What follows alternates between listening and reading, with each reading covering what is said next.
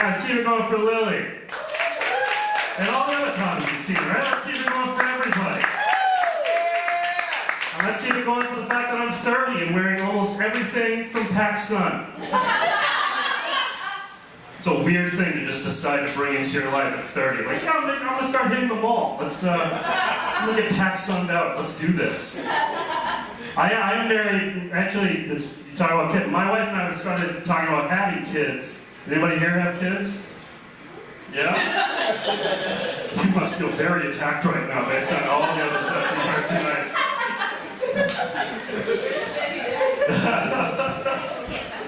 we start talking about having kids. Like, okay, honestly, do you feel like you're raising an asshole? Right?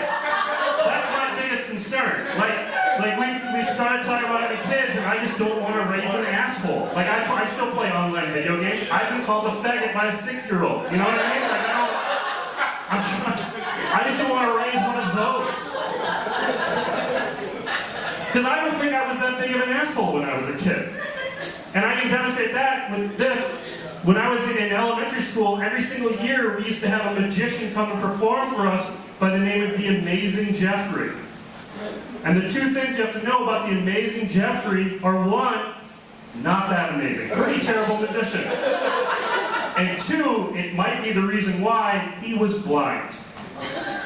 Which is a weird career to choose if you're not blessed with the gift of sight. So he would do magic tricks, and he would do he'd do the thing like, is this your card? But then 4 other cards would be facing the wrong direction. And he'd be like, well, one of them is Jeff, good job. You did it. His closing trick, like the big one, was he used to make a red ball disappear. And one time he went to do it, and he did the move, like he goes like this, and then he just dropped it, and it landed next to his foot. And we all saw it, but he didn't. So he did the move, dropped it next to his foot, and then did this. Ta! You know what we didn't do? Laugh at him. You know what we did do? We applauded like he was the second coming of Christ. And while we're on the subject, guys, when Jesus comes back, he's coming back. He's coming back. I think he's going to have to step his game up pretty significantly, right? He's going to be like, guys, I turned water into wine, and we're going to be like, Chris Angel is walking vertically down a skyscraper right now. I'm going to follow him.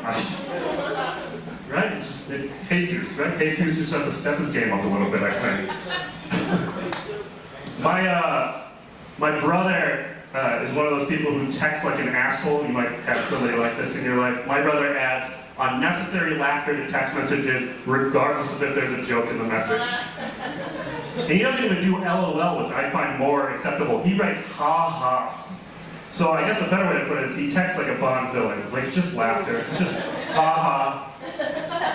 I was waiting for him at a restaurant. He sent me a text message. It said, I'm on my way, ha ha. I was like, I can leave if you're not going to show up. I can get out of here. That's true. That's how he told me he was getting a divorce. He sent me a text message and said, I'm getting a divorce, ha ha. Now guys, those are two very different messages, right? I'm getting a divorce, and I'm getting a divorce, ha ha. Those are two very different messages. I'm getting a divorce means the person I thought I was going to spend the rest of my life with, it's not working out, and we're going to separate. And I'm getting a divorce, ha ha, means I may need your help hiding a body.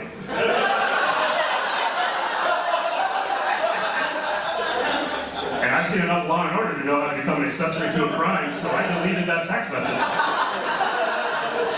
You're not taking me down.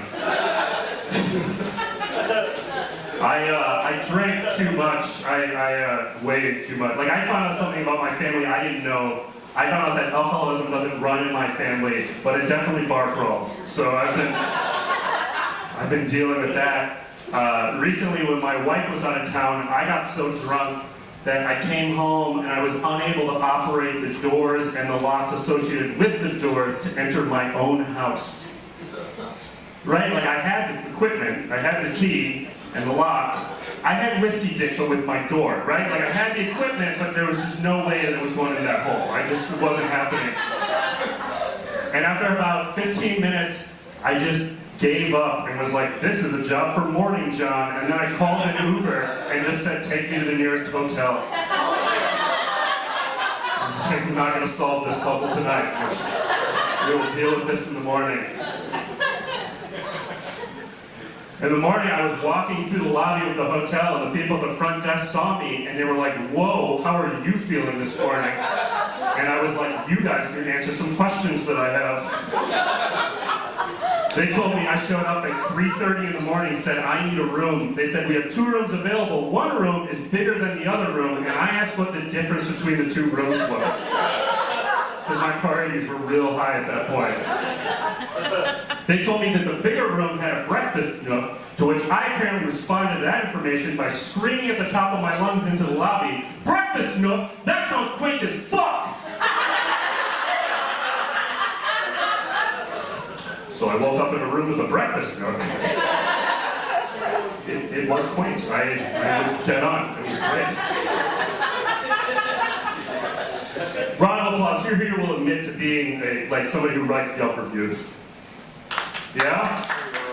I don't do it. I don't get it. I don't want to read a review from somebody who wants to write a review about something because those people are assholes. Right? Like I think that if you go to write a Yelp review, a box should pop up that says, do you want to write this review? And if you push yes, you don't get to write that review anymore. I think that's how it should work. I also don't Yelp. At least that's what I thought until I got an email from Yelp telling me that my review of the Days Inn in Lincoln Park had been flagged for being inappropriate. So I went and I looked, and sure enough, I had written, breakfast nooks quaint as fuck. But fuck had 18 U's. I counted.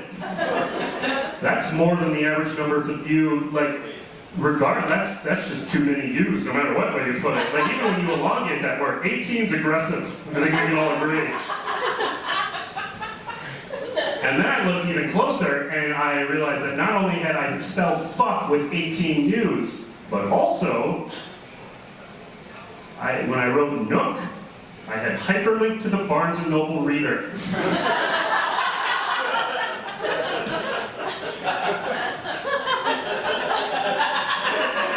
You guys were wondering who's real hot on the internet right now. It's this guy. And hot on the web. The WWW, which I've decided stands for Wild Wild West. I think we should all take that with us. From now on, when I say www.google.com, I'm saying wildwildwest.google.com. We all get on board with that? Take that home with you. Let's make that a thing. All right. I moved here from Des Moines, Iowa. Anyone? Yeah, really?